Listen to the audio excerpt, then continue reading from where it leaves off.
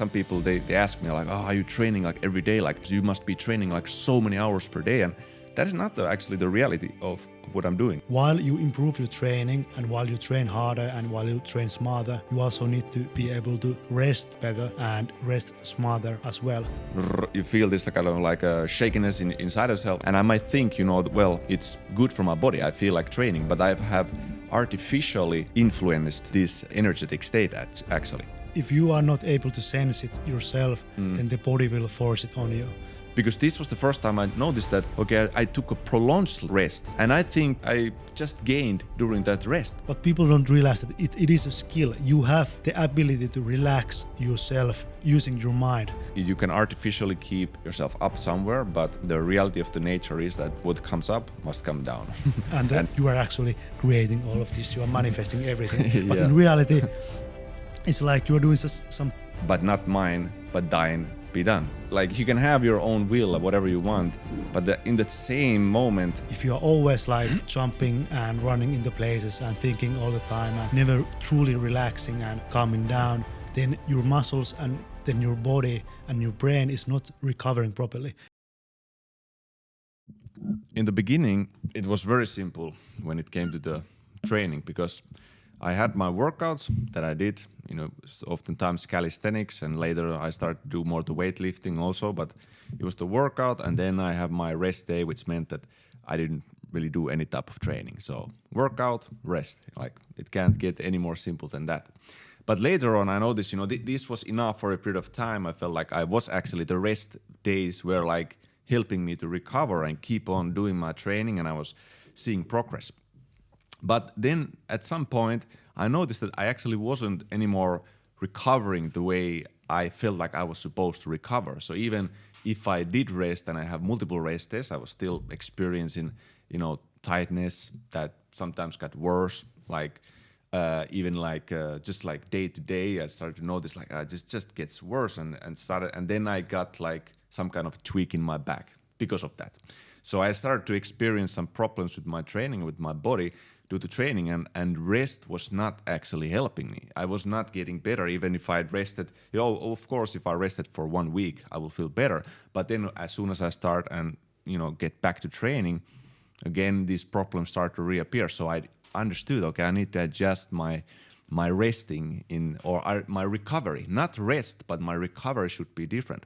So the first thing that I actually did was I added stretching. I started to do it sometimes before the workout, and sometimes if I experienced some pain, during the time that I wasn't training, I started to just do some stretching, hamstrings, quadriceps, hip flexors, of course, because if you Google out what you need to do when you have some back pain, then you need to stretch your hip flexors. So I took all the most common stretches, started to do those, and also these. During that time, it was quite big. The foam rolling started to come also. I started to do foam rolling, and I did that, and I noticed some benefits for sure, because if I hadn't been doing almost any stretching, and now I start to stretch, of course I feel an improvement, but yet still there was something like missing, and I knew that this wasn't like all of it. Like I still wasn't fully recovering. So I started to adjust. Now I start to add active mobility into my recovery. So it was the rest, then I move on to the stretching and foam rolling, and now I start to do like mobility training. I start to realize that, maybe my joints are just not really moving in their correct patterns. Like maybe there's some kind of imbalances. This was already a big step ahead, let's say, in my training curve and in the consciousness that I had about my body. I started to actually understand that there's more to it than just stretching and just pure rest. And from this point onwards, I actually moved even forward. And this is something that even we implemented in the movement training exercise method, where actually I re-implemented recovery into the workout itself. So when you have a strength workout, for example, you do a strength exercise, can be like a push-up, can be a squat or whatever, but every single exercise is paired with either a flexibility exercise, a mobility exercise, or some kind of dynamic exercise. So with every strength exercise, you have an exercise that actually promotes recovery, promotes relaxation, promotes elongation of the muscles together with those strength exercises, which also worked very well.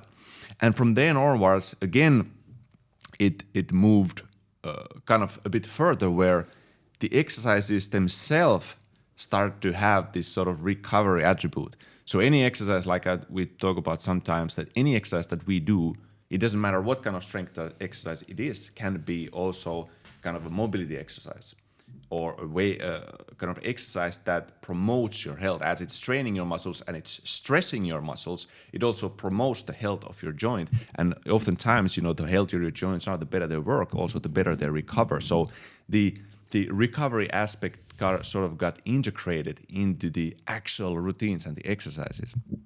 And of course, we can go even further from here into the different internal aspects of Qigong and everything. But why I told you this entire story is just to give you an idea of just how multi-layered, recovery can be. Because like I said, for me, it was only resting in the beginning. And I still think that for many people, it is just, okay, I just do a full rest and that's my recovery. That's the optimal recovery. Whereas it's to an extent it is. And it is an important part of it for sure. You just need to sometimes not do anything. But there is more to it as well. Yeah, and what you just said is only the beginning. It's not even the whole picture. No. Because the harder you train and the harder you know how to train and the better you know how to train, the better you also need to know how to recover. Because I was exactly the same. Like in the past, like 10 years ago when I started training, I was just thinking rest and recovery meant no working out, no training, or maybe light cardio. But it's nothing like this actually. And for me, the biggest difference in my recovery happened when I realized that not only my training has to change, but also my diet and lifestyle habits also needs to be different during the recovery phase. For example, back in the day, the reason why I didn't recover properly was because I was all the time drinking too much coffee, like caffeine. And I was also like eating too much and like this. And people think that when you rest and you eat, it's actually good for you, for your recovery. But in reality, you actually recover better when you reduce your food intake and maybe you even fast. Because it's not just about muscle recovery, you also have to recover in terms of like the central nervous system and everything else. Yeah, I think, but it's so tied into the recovery, whether it's full rest or it's also full rest regards to your digestive systems. You don't even necessarily eat, right? You reduce your eating.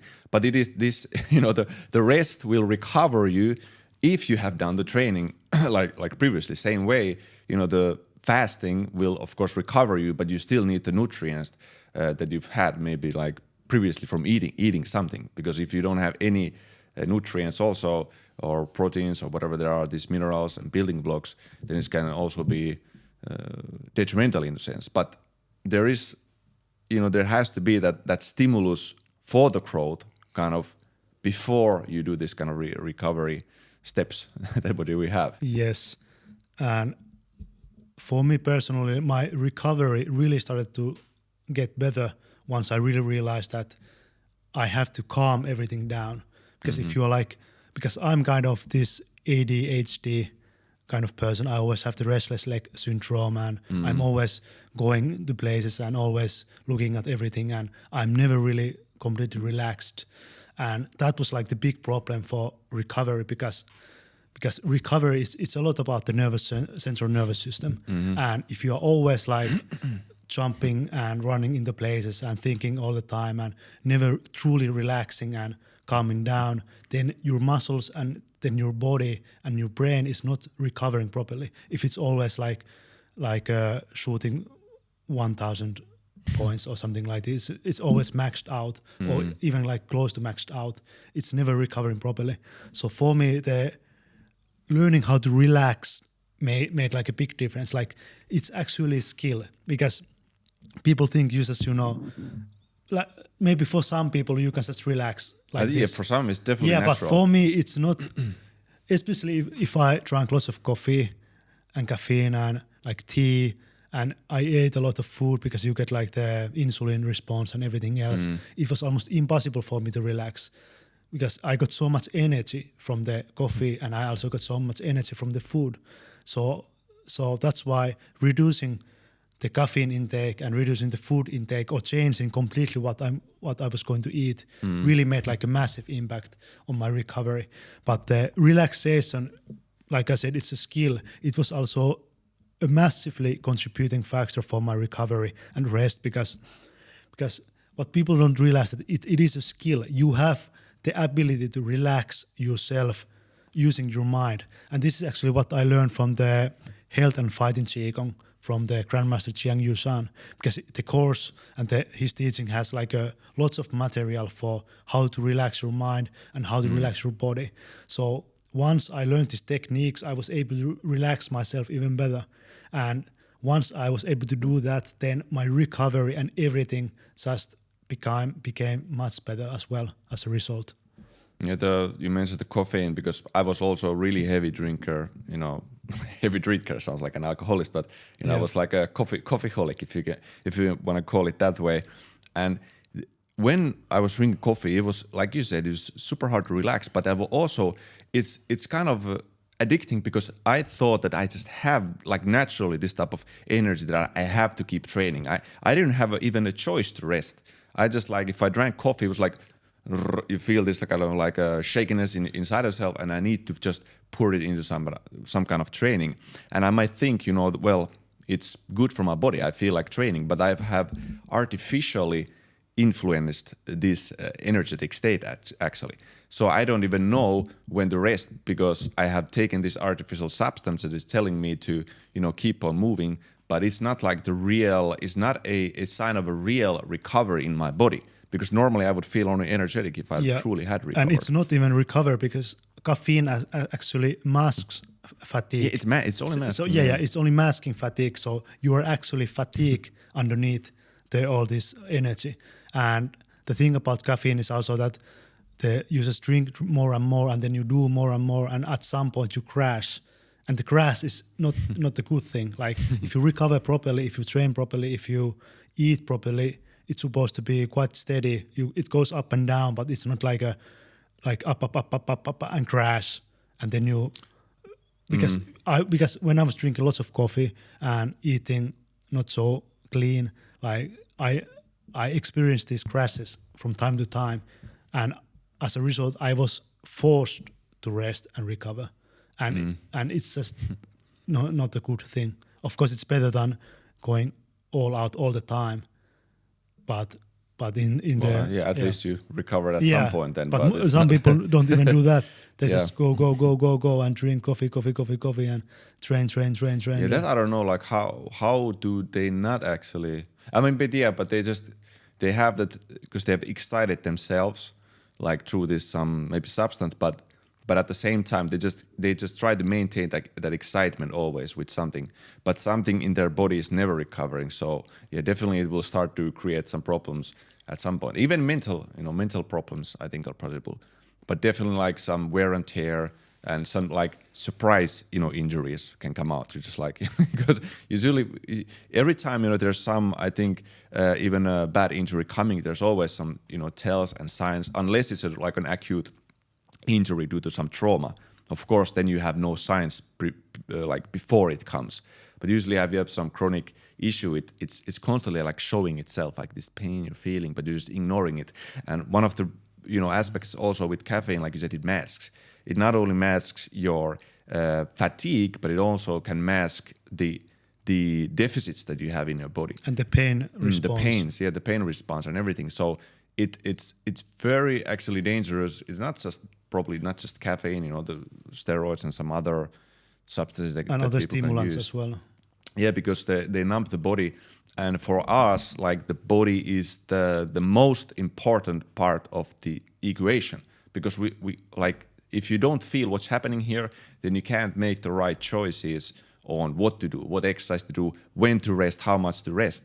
You have no idea actually what is the real state of your body, because it's always masked or it's always numbed. So, but we had this experience, like we truly drank so much coffee, and you said you were forced to rest, and there was an interesting thing, because part of it also why I thought that, or why I didn't rest so much in the beginning, and actually for many years when I was training, because now I have much more easier rest myself. I don't have this compulsion. I need to train hard all the time, but I used to have it like this way, and it felt like, you know, if I don't train hard, I'm gonna then lose my gains. That was also one mentality that I had. The other was the fact that I was having, you know, caffeine and chocolate and sugar, which kept artificially me going.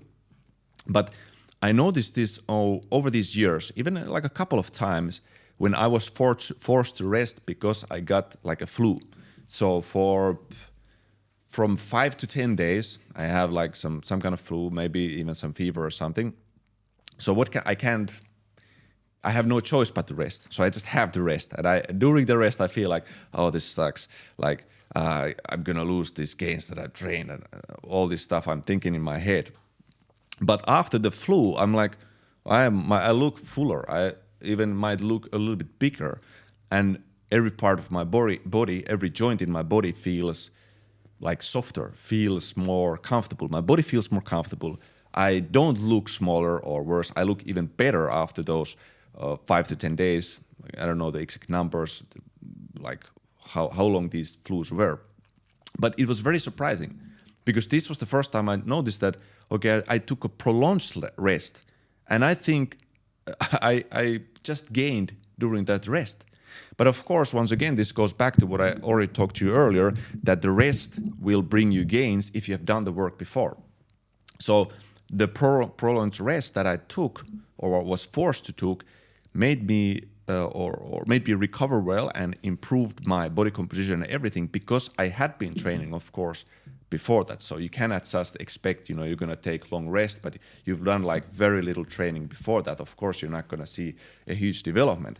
But this was a big learning point for me, understanding that sometimes, you know, just not doing anything even for a week or even up to 2 weeks, it can be actually good. It was like a big realization. I don't need to always push myself. And of course, it came through kind of this you know, maybe I even got the flu because I was supposed to rest. I don't know, but my body forced me to rest through some means. Yeah, many times the body, if you are not able to sense it yourself, then the body will force it on you. Yeah. And the thing with like caffeine and stimulants and all this stuff is that it gives power to the mind, and you kind of decide everything what you're gonna do. So if you're gonna rest, if you're gonna train, if you're gonna do this, because you get the instant energy from the substance. So that's why you should never let your mind rule the body. Instead, you should live in the good communion and the connection with your body, and then work like together with the body. And yeah. Did you want to say something? Or? No, you can continue. I was thinking another thing. No, yeah. Well, I mean, this the harmony that we often talk about, and I've mentioned, you know, that at some point, I mentioned it with these terms like that you will kind of face this deflation. You know, you can keep pushing the limits like as much as you want, but everyone will at some point have to come down from there, whatever high crest of the wave they are. It doesn't matter, like, you know, if you can artificially keep yourself up somewhere, but the reality of the nature is that what comes up must come down. And that's just and from the previous discussion, you said that you actually felt better after the rest, and you had gains after the rest, because that's the reality. Like the recovery is as important as the training, and like we said, recovery doesn't mean just no training. It means so much more. And while you improve your training, and while you train harder, and while you train smarter, you also need to be able to rest better and rest smarter as well. Because nowadays we have so many different protocols for rest and recovery. Like the diet changes and fasting is one thing, reducing everything else is one thing, but we also have this. Of course, massage is good, stretching is good, and very important as well. But then there's the cold therapy, hot therapy, and also tanning. Like sunlight is amazing for your recovery. And seawater is also, like, if you don't have access to sea, like salt water, then you can also take Epsom salt baths for recovery as well. Like the salt is amazing for your body. and also all this different stuff, but also just learning how to relax. It's like a combination of learning what gives you energy and what doesn't, like reducing the stimulants and the food intake and everything else. It's already impacts your relaxation a lot, but then you also have to make the mindful shift in terms of when you're going to relax and how. For example, like it can even mean that you go to spa or some like a bath place where you just, go to pool and sauna and just relax and just listen to some peaceful music and maybe watch a movie or something like this. Just take your mind off everything and just relax. It's like very important for you central nervous system recovery. But it's, and of course, then there's like the light cardio, like actually like the grand circle Qigong is amazing for recovery. I have used the techniques for if I'm sick, I'm like, I do it 10 minutes and I feel healthy. It's like amazingly effective. And also long distance running, long distance cardio, everything where you sweat a lot, it has a very profound detoxing and recovery effect as well, as long as it's very low impact and low intensity. As long as it's like a long duration but low intensity, it's amazing for recovery. Like some light jogging, light walking, or cycling.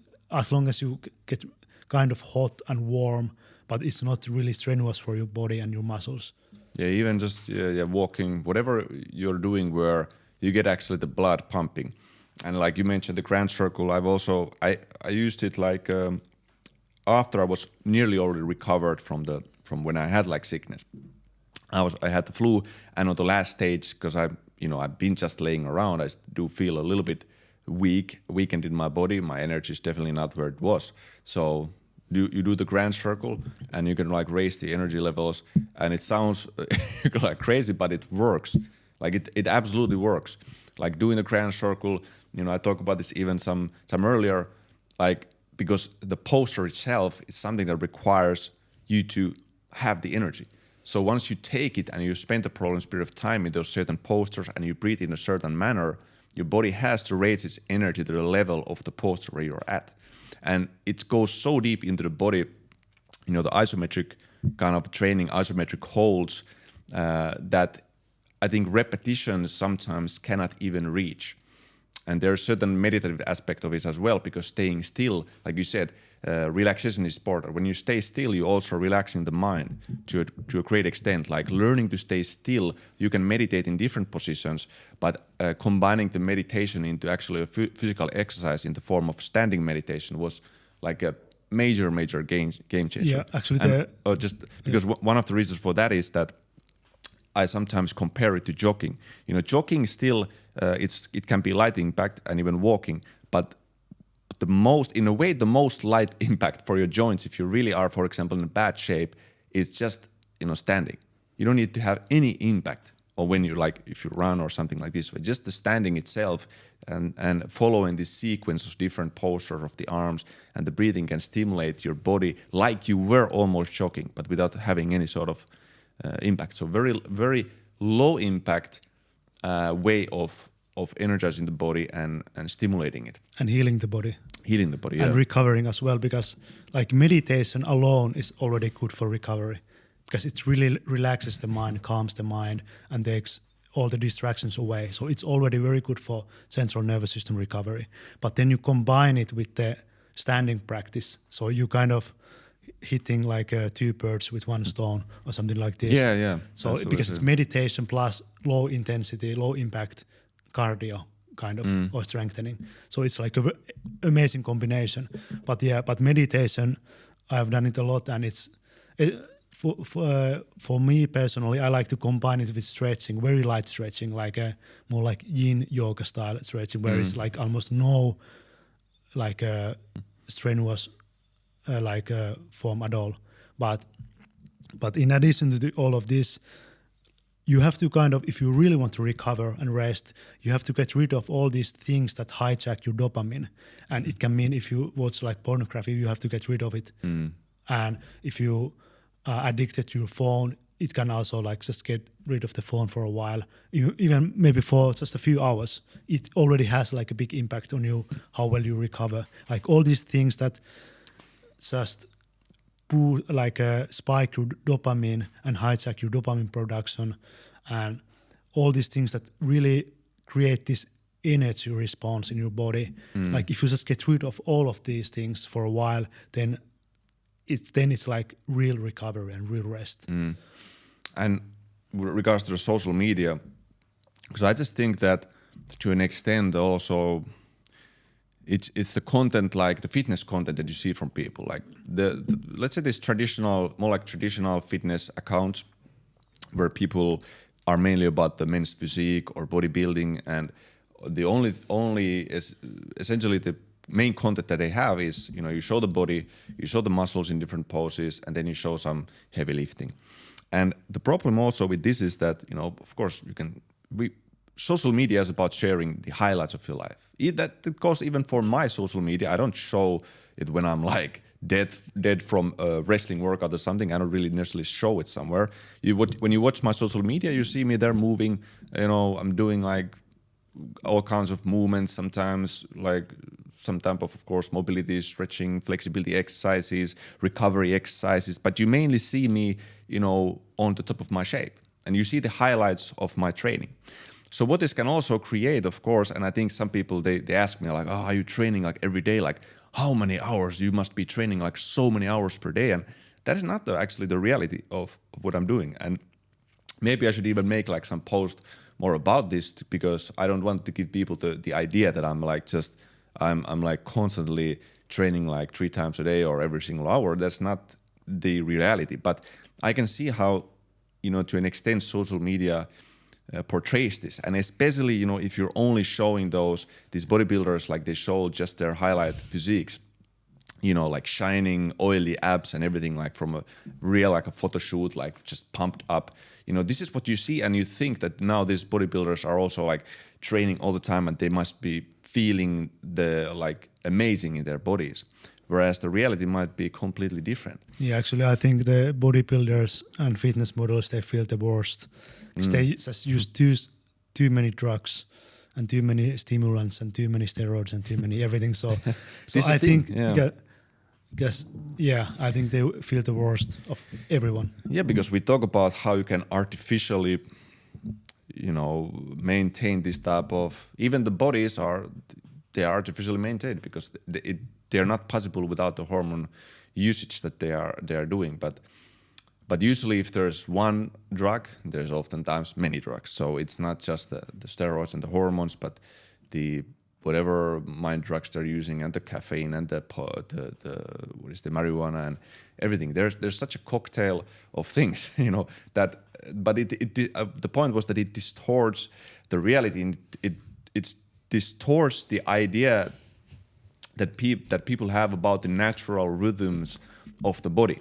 So, like my body, it looks different from time to time. Yes, I maintain a certain look, like I always have, like a six-pack visible or something like this way. But for me, myself, sometimes I'm a lot thinner. Sometimes I look a lot more bulkier. Sometimes I'm like filled with power. I'm just like, domination, like this way. But sometimes I'm just like completely, I don't know, much more low energy. Maybe I'm also doing fasting. So there's a huge spectrum of different states and emotions and just shapes that you can go through in life. And this just doesn't come so vividly to people, I think, from the social media. You get the idea that you can always stay up, you can always stay high, you can always stay on the top of your game, you can always have this like radiating power inside of you.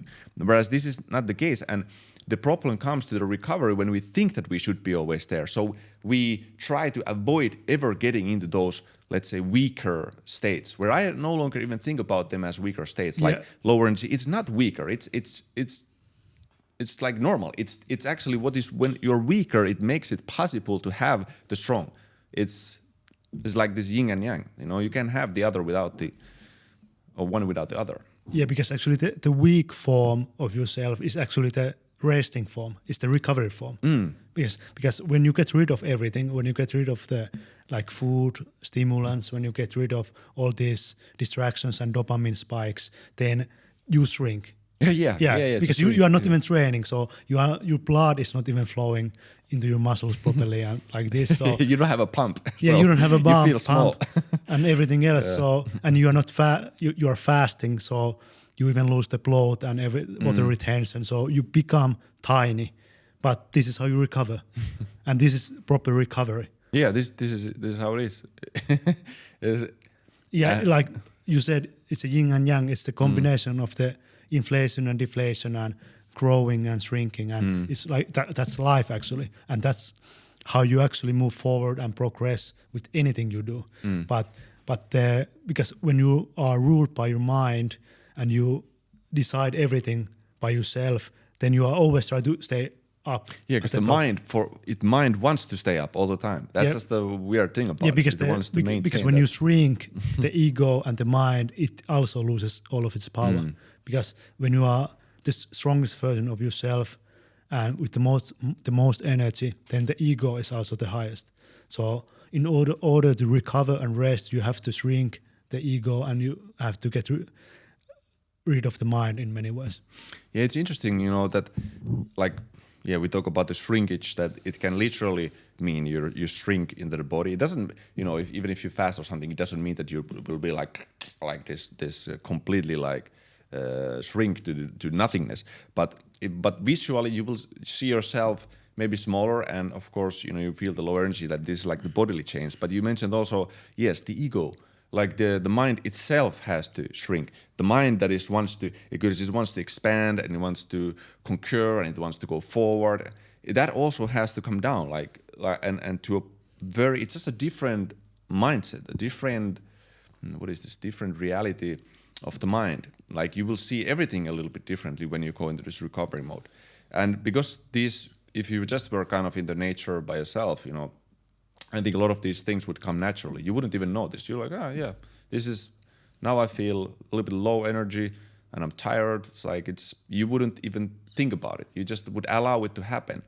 But you said this is true because we have the mind, we have the substances, and we have the ego that wants to decide, so we distort it. And whatever we see often in the social media or some movies or whatever media content, that just promotes it even more. And it reinforces the idea of the ego. So we want to compete. We want to just keep raising. And we get stuck into this type of, permanently staying high attitude, I suppose. Yeah, in many ways, the proper rest and recovery, it's withdrawing yourself from the world.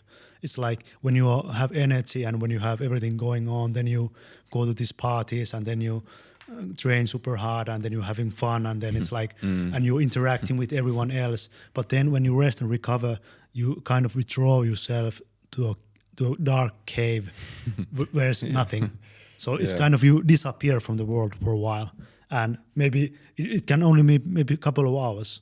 It doesn't have to mean like you're 10 days in a cave, but in some instances it does mean that because many of these people they go hard and hard and hard, and what happens is that after 10 years something breaks, and then they are forced to go to this cave without their a consent and just stay there maybe 1 month until they actually when their mind and body recovers, because even all this depression and anxiety and all these mental illnesses, they also it's kind of like an injury of the mind. It's like if you train super hard and go, at some point your joints or back, spine or something is going to break. And the same way, if you are too involved in the activities of the world, and if you're too doing this and this and this and like this and taking too many substances and stimulants and being in the social media, at some point it's going to break your mind as well. Like you are going to experience some form of injury. Like mental injury. Yeah, you're right about that. That's a good term, because we talk about the physical injuries easy to perceive, but like anxiety is a kind of mental injury. Yeah, and it is a mental illness. It's not illness or injury. I don't know. No, actually, it is a mental illness.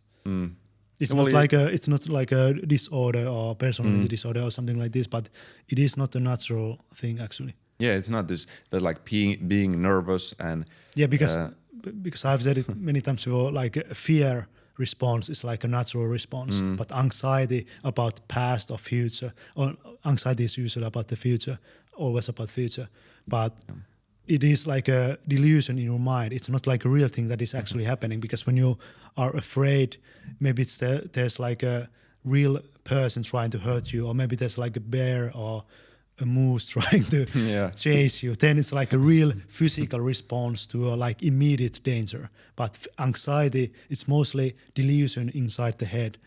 And like you emphasized, the relaxation during this podcast is that if you are unable to get rid of this anxiety and nervousness and this shakiness that you have, it's nearly impossible to relax the body. Like that is, they are so tied into each other, because I noticed this many times. If I even nowadays, if I experience like a stress or nervousness, it could be for anything. Maybe there's some work thing, or maybe I'm just nervous about some, I need to, like even podcast I could be, or I could be nervous about workout or some project, anything that there is.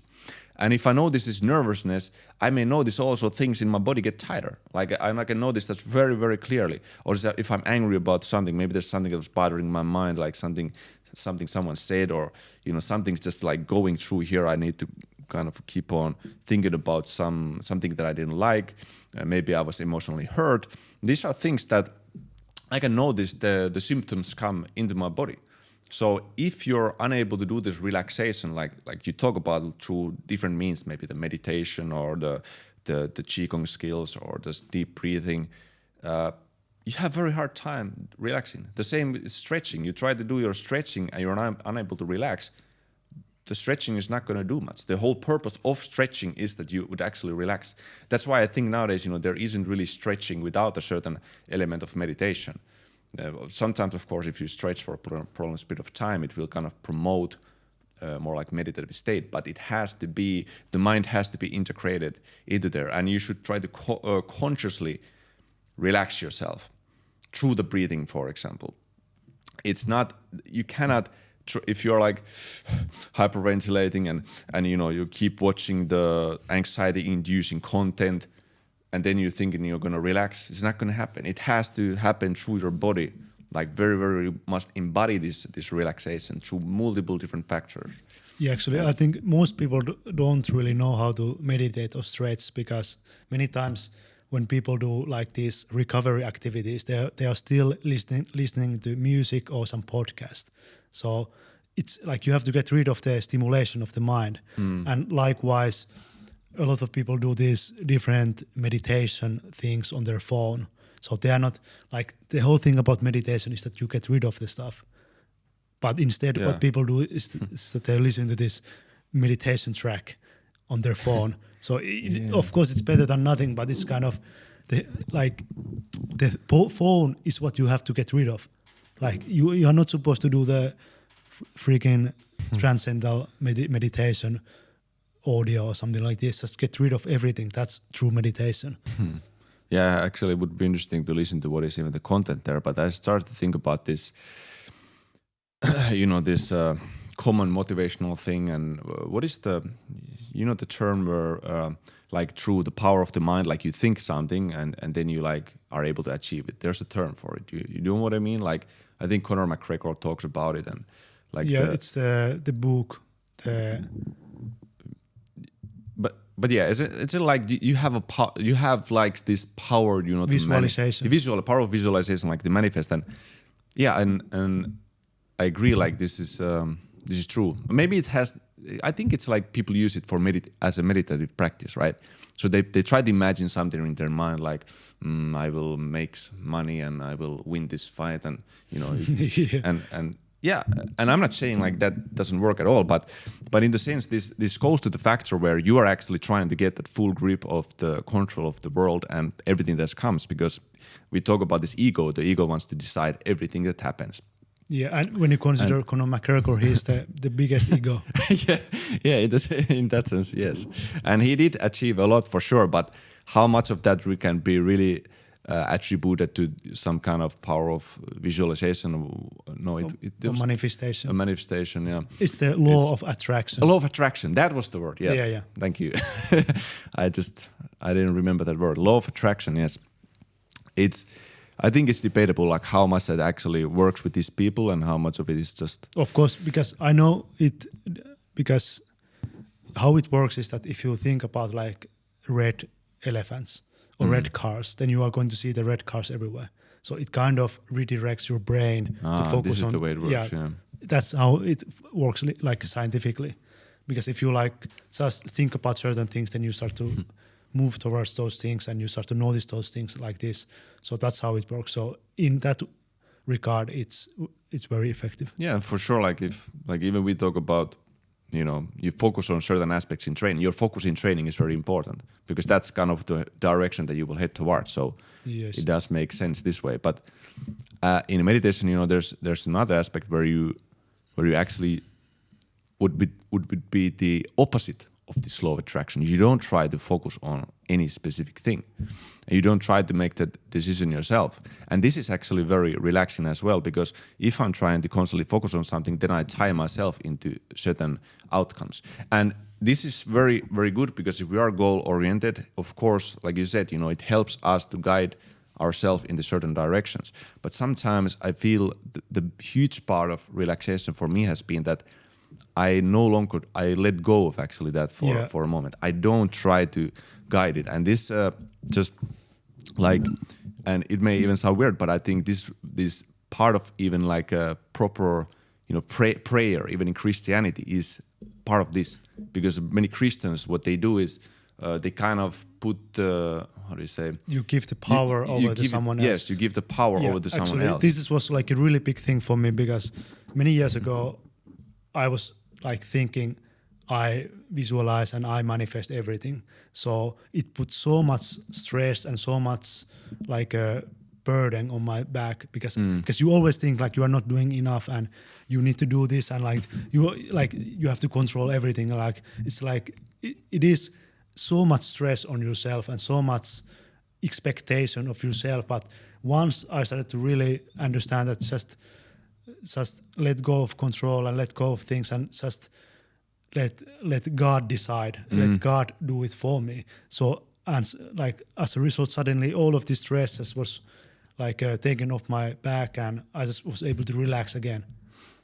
Because I understood that because it's also ego. Like you think you are so powerful that you are actually creating all of this, you are manifesting everything. But in reality, it's like you are doing some simple things and there's lots of luck involved and there's lots of coincidences. Coincidences and lots of and just basic like causality. Like when you do one thing, of course it will produce another thing. Like it's not so magical actually. It's just some basic stuff and there's so much things going on that you don't actually even control. Yeah, I 100% agree. And this was, even though I don't know if I had like, maybe I didn't have such a big problem with the ego thinking like I manifest everything, but I did in certain aspects. I think I did. I felt like this I should be able to like get this thing under my own control, but I just and I couldn't. So finding any way, like it's actually quite magical when you do kind of give the power to some whatever you can have your own religion or whatever you have, but just not trying to control it like that way. And this is why I think it's very it's like just do your best and then let go. Then it's like just let the world decide, let everything just fall where they may. Just do your best and that's it. Exactly, because so much of the stress that you're experiencing can come from the fact that you think you had a chance to change something or affect something that you didn't. And it's the appreciation, like you said, there's coincidences or whatever, luck or something involved. But like same way I can just, when I look at myself and some of the people I've met, even you or some other people I've met during my life, I didn't really do anything specific for that to happen. It just happened. I didn't choose to be born into the family that I was born in, and I feel very lucky that I was born into the family that I was born and in the country that I was born. Like there's so many factors, and even the temperament, the how do I say, like my personality, the genetics, DNA. All of this is given. It's like I could never take the sort of the credit of all of what I've made. It would. Yeah, and that's the thing with the people who live in their mind and ego is that they want to take credit for everything. But in reality, everything is given and everything has been given to you. Of course, you play a part in it, but you actually play only a small part of it. Yeah, I mean, I can say, okay, well, of course, I took the advantage of some of the genetics, and I like, how to say, I developed those further. Like if I have a genetic trait for certain training or some fitness or something, then I took that and I improved it further. But the fact that I even had the possibility to do so was given to me. So yeah, but if you look at almost any religions, like even some like religions outside of like Christianity and Islam and Judaism, like even like Taoism, like Tao Te Ching, the book is everything. It's all about just letting go of control and letting things just go. Yeah. Really? Yeah, it is. Yeah, it's it is. Everything is about just let go of control and let things go as they go and let everything flow. Because everything is about just letting go of control, and that's how you actually achieve happiness and relaxation and calmness and even better performance. Because back then, when I was drinking too much, the reason I was drinking so much coffee was because I wanted to be in control. I wanted to perform and like this. But once I was able to let go of control and let go of all these other things in my life, then suddenly my performance skyrocketed. Everything just became better, and I became 10 times happier and like a better person. I didn't want to experience those low states. I was like actively trying to avoid them. So, which sounds crazy nowadays. I don't understand why. Yeah, it's because it doesn't make sense. But because you try to define yourself. Because now we are not defining ourselves. Like we are whatever. We are sometimes here, and like we are not like sticking or bound to any like a certain look or certain behavior or certain aspect of ourselves or our environment or anything. Like we are happy with everything. Oh yeah, and the religion part that you said, the biggest, or the Taoism is like, you let go of the control, and this really, it kind of hit me like that's very interesting. Like that's one of the main points, because once you let go, then you will actually find the real way. You become almost not instantly, but in some ways you become instantly aware of many different things that just open up.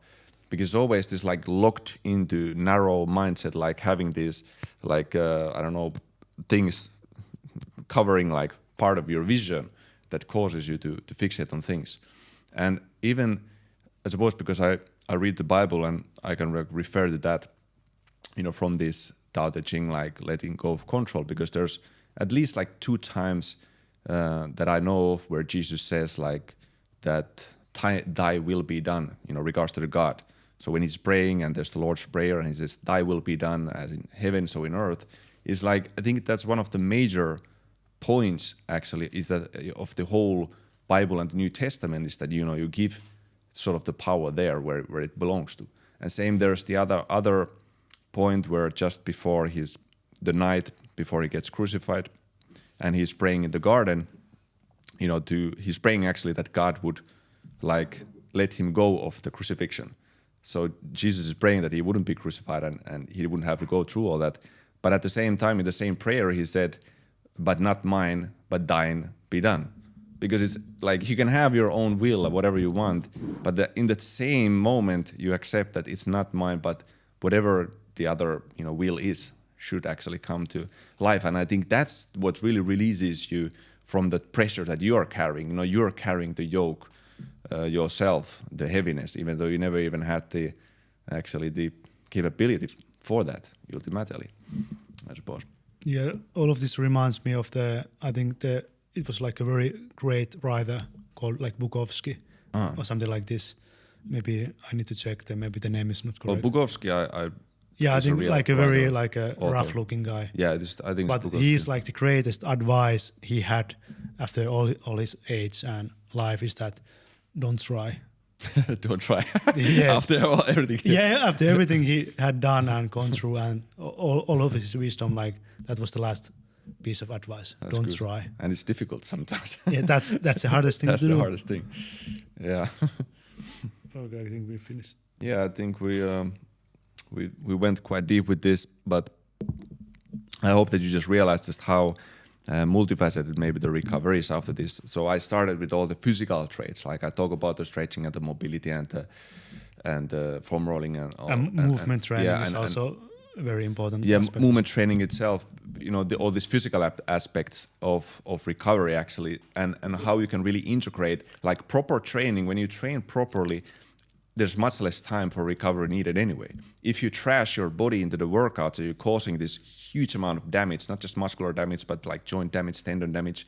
It's going to take you a ton of time to recover. So that's why I always just like as a final tip here, you know, start integrating recovery into your actual workouts. It's in the workouts. It's like what is this? Like between the workouts, in the workouts and between the workouts. Like it's both on the rest days and even during the workouts you can do this. Aside from, you know, learning to relax, the relaxation, the correct nutrition and all of this. Yeah, and every day you can also recover and rest. Like just take 2 hours or 1 hour. Even just 1 hour will change your life. Just 1 hour of like no distractions, no dopamine spikes, no, just meditate. It will already change everything for your recovery. And also another thing is that also controlling the morning, like we have the morning routine 20xx, like just avoiding all of these dopamine spikes during the first 30 minutes or 60 minutes in the morning and just doing like some healthy activities, detox activities, mobility training, movement training during the morning. It will also enhance your recovery like drastically. Yeah, I'm really happy you mentioned the morning routine because like that's also, it's one of those so easy ways. Like it's a quick way, and it's a low impact way, but high impact on your life. Like how to say it less, like low impact training, but high payoff. This is maybe the way to say it because like this kind of, you said, maybe it's just 20 minutes even of meditation or 1 hour of meditation, or it can be the morning routine and, you know, moving every joint in the body. The way you intensify that type of training is not in the session itself. It's by doing it consistently, like as a maintenance routine. I think only people who start to get older, they start to realize just how important it is to do low impact movement nearly every single day, and how good does that actually make your body feel. It's only the young guys, like I was also, well, I guess I'm still young, but I was also a lot younger, 10 years ago. And I didn't really understand even the benefits of that because I couldn't just feel them. I didn't see them in the growth of my muscles like immediately. So it wasn't obvious for me. But I can tell you now, and I think everyone who has even a little bit of age and who has experienced some pains, injuries in their bodies, they can attest to the power, this like incredible power of more low impact exercises, something that you just do every day to maintain both the lubrication, the tissue hydration, the blood flow, the circulation of all the fluids in your body. This plays a huge impact, and it doesn't require much to do every day. It doesn't stress your body too much. It's one of the best methods for recovery that you should definitely be doing. So it's good to think that you mentioned that this type of like a small routine, morning routine or whatever routine you might have. So that's it. We're out of time. Thank you for listening.